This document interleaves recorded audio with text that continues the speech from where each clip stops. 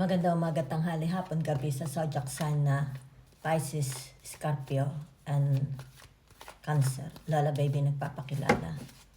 Bibigyan ko kayo ng general reading for the last days and weeks of May, the month of May. Today is May 20 hanggang 31 na po. So let's see the energy surrounding, okay? Meron ka bang dapat malaman? Hindi mga alam. The result, the outcome, we will see. Okay? So your first energies. Okay? Okay. So ibig sabihin nito na the five of, meron ditong the five of swords. Di ba? Okay.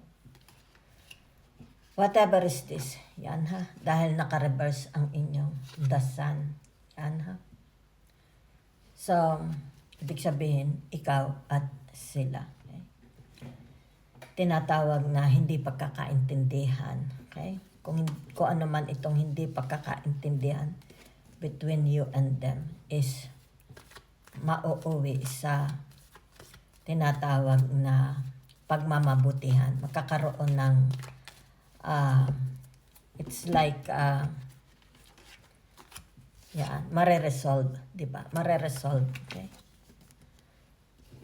Ang inyong problema sa kanila, sila, problema nila sa iyo, okay? Maybe ito is something to do about siblings, family, friends, di ba? Group of people, social media, di ba? Yan. So, kung ano man ito, di ba? Yan. It's like dispute, okay? Magkakaroon din yan ng tinatawag na pagkakaintindihan, di ba? Mauuwi sa maganda. Other energies para sa mga Pisces, Scorpio, and Cancer, di ba? So, naririto ang tinatawag na, okay? The Luna, okay? The Moon, okay? The Moon, okay? So, ibig sabihin nito, tinatawag na, okay? Narito ang the Eight of Pentacles, di ba? So, ang ibig sabihin nito, yung tinatawag, naka-closed ang iyong pandamdam, your senses, your psychic, di ba? Guts, di ba? So, nakikita dito yung tinatawag na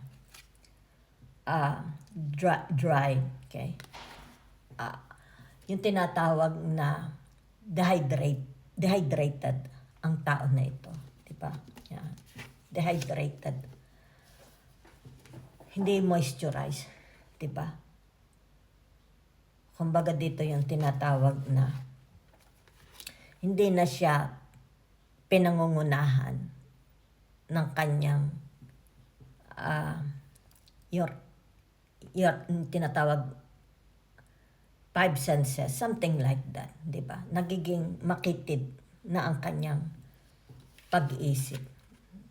So this person is napapagod, di ba? Na lumiliit ang kanyang pasensya, di ba? Yan. So, nakikita dito, dehydrated na siyang masyado. Okay?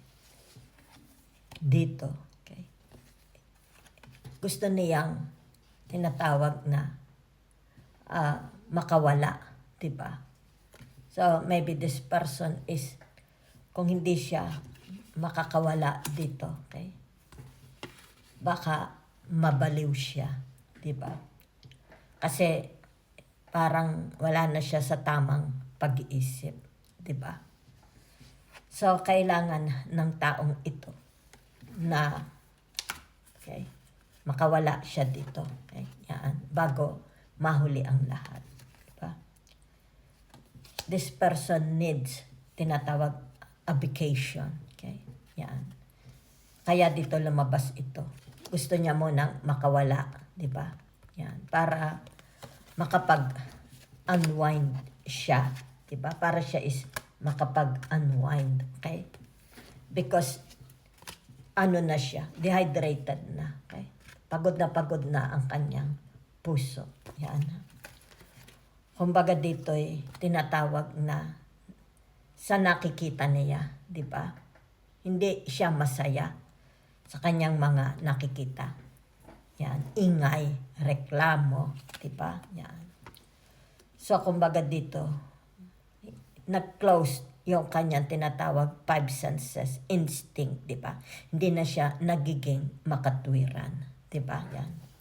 Hindi na siya nagiging makatwiran. Yan. Yan. Pinipilit because ito ang kanyang tinatawag na energy. Okay?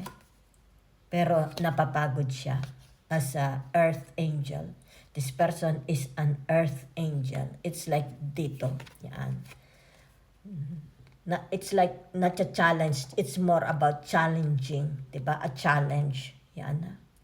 Pero as an earth angel, itong taong ito, yan, normal. Napapagod siya. Diba?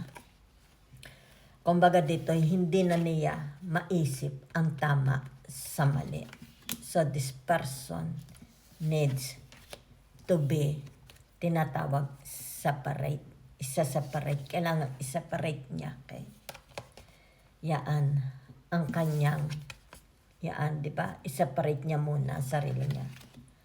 Sapagkat hindi niya na ito kaya. Okay?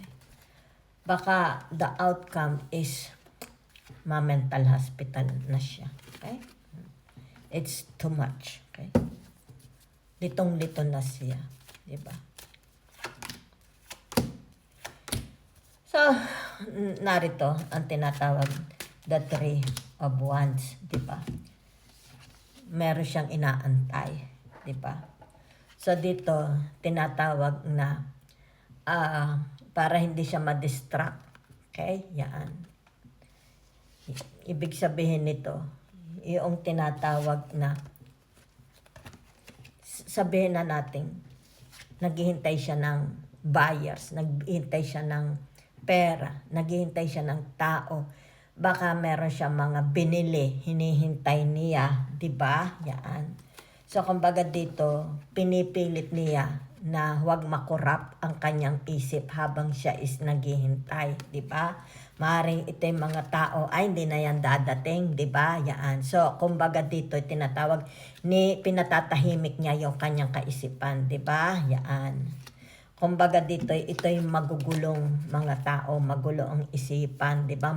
Very, very toxic itong mga taong ito. So, kung ano man itong hinihintay niya, di ba? Para hindi siya maapektuhan, yan ha? Kumbaga dito yung tinatawag, hindi niya na lang pinapansin, di ba? So, ibig sabihin ko, ano itong tinatawag na para ito is ma-hasten up, di ba? Para ito is tinatawag na mapabilis. Yan ha? Okay. Para dito. Yan ha? So, let's say sabihin na natin about their work, about their business, about their investment, di ba? Yan. Kumbaga dito tinatawag na masyadong mabagal, di ba? Mabagal ang production, di ba? So, ibig sabihin nito, yung tinatawag their dreams, di ba? Yan, na sana ito is mag-materialize na. Okay? Kung ano man ito, yan ha? Ibig sabihin nito, pinipigilan niya, okay, na mag-negative ang kanyang thoughts, yan ha? So, kung ano man itong dreams niya, na gusto niya mag-materialize ng mabilis, ito na. Okay? Yan. So, kung ano itong hinihintay niya, para ito is tinatawag, mabilis niyang ma-dispose, di ba? Mapera na niya, ito na, okay? Yan. Ibig sabihin lang, wag lang niyang i-entertainahin kung sino itong mga taong it's like, pinahihina ang kanyang damdamin, di ba? Always have faith, manalig palagi.